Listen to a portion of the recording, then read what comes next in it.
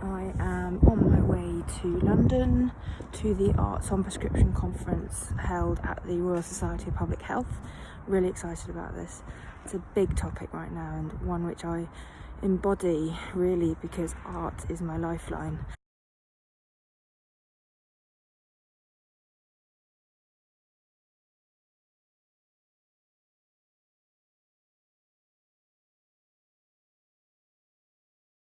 Again, one of the interesting things we then start to question is why is it that we're finding these results for dementia?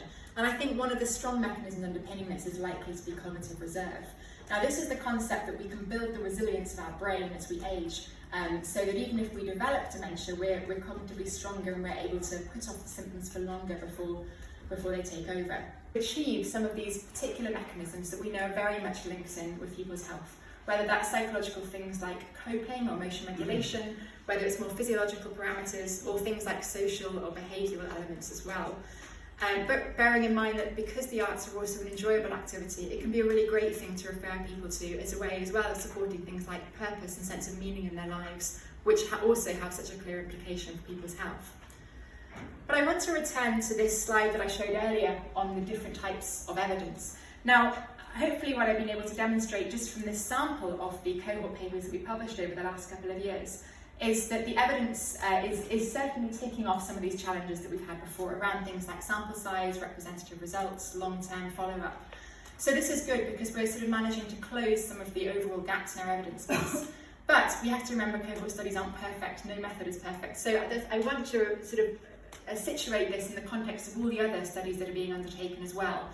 And to reiterate the point that I think what's most important here is looking at triangulation, saying, well, if we're bringing all of these different types of evidence together, what's the overall picture we're getting from them? If we're assuming that each type of method can try and counterbalance some of the weaknesses of other methods and bring different strengths to the table, are we getting consistent messages in certain areas, certain outcomes as to what the benefits of the arts are? And I think it's very promising that for some of these outcomes, particularly things around mental health, cognition and age-related decline, we really are starting to get those messages very consistently. It's a crisis situation, but it's also not just about having parity of esteem, which was a phrase chucked about in the coalition days of 2010 to 2015. It's not just about parity of esteem of individuals, but from my position, it's about parity of esteem of organisations between the statutory sector and the voluntary sector. I just wanted to capture some of it, whether it's working in the museum, to make something that's then in Bath Abbey, to somebody creating a museum trail to be used to the lantern procession, etc., etc. So that just gives a flavour. Writing is about creativity, but it's expression of voice. So part of it is about encouraging people, although they might not realise at the beginning, at the end of the project, to actually perform in front of an audience. Trying to describe wordplay is the easiest way to describe it is it's difficult to put into words. You can't describe it, but you have to do it. When we first started, none of us knew each other. We all just came into this room and started just opening up slowly throughout the 10 weeks. We've all helped one another, and it's been so joyful meeting these extraordinary people. We are all so different from one another. One extremely inspiring speaker at the conference was Deb Steele. Deb shared with us her incredible story of illness to wellness via the arts.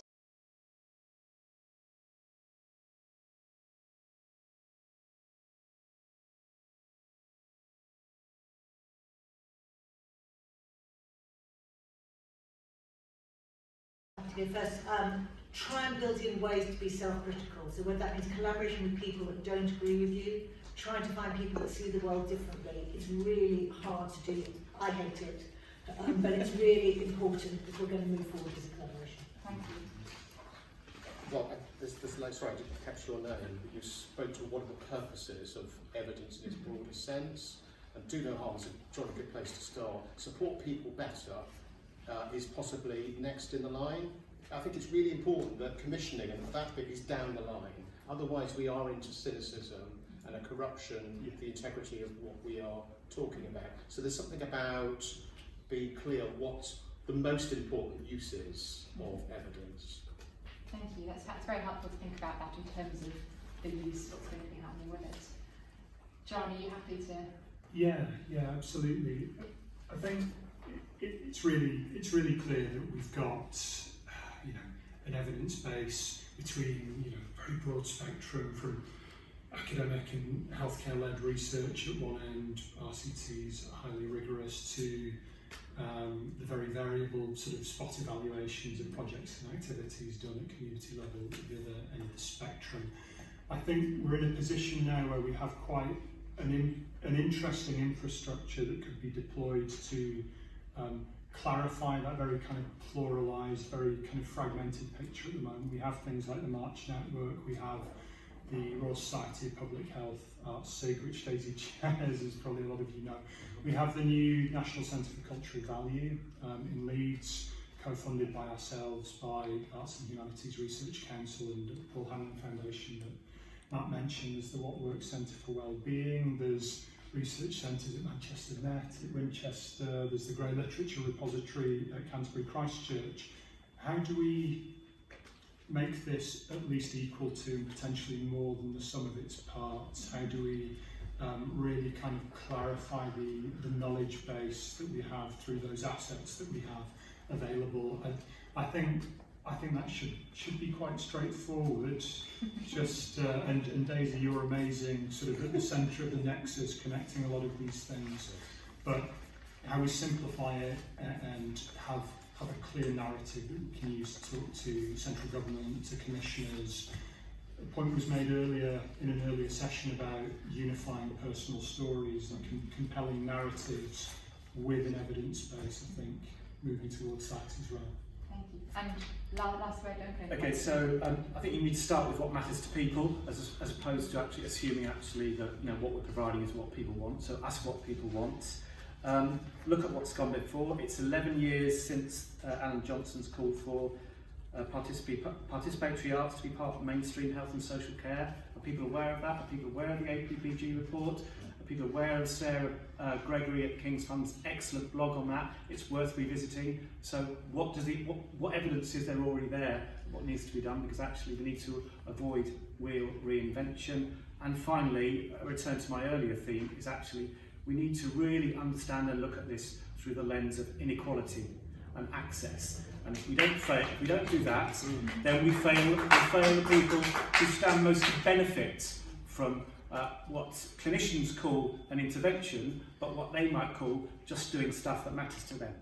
That's good, yeah. So this is Daisy Fancourt, who is a hero to everyone in the room, has organised this awesome conference and it's just finished and gone extraordinarily well. Thank you so much, Daisy, for all your research and incredible work across the globe with arts on prescription. So what's the next focus then for your whole project on arts on prescription? What do you need to do now in your research and in practice as well? We're doing lots more research looking at the population level impact of arts on health. We've also got a big strand within our March network looking at access, equalities to access, barriers to access, trying to look at this issue of inequality. And we're also doing some very interesting work looking at geography, trying to look at what the importance of place is within research. So thank you very much for attending the conference and for your awesome. provocative questions as well, which yeah, is excellent. As always. I'll see you again soon. Thank you. So much. Bye. Right, so I'm just on my way back from the conference now. Quick debrief. It was really interesting, fascinating even. I was surrounded by scientists.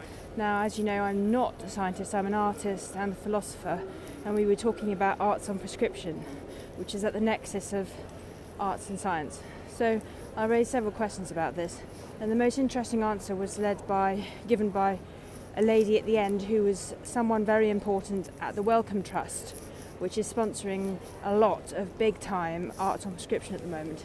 And she said that at the Wellcome Trust they are redefining science as rigour, and they want to use the arts and creativity to create this rigour, thereby just deconstructing the dialectic between arts and science in a new positive and inclusive, proactive way. Yeah, that's a winner.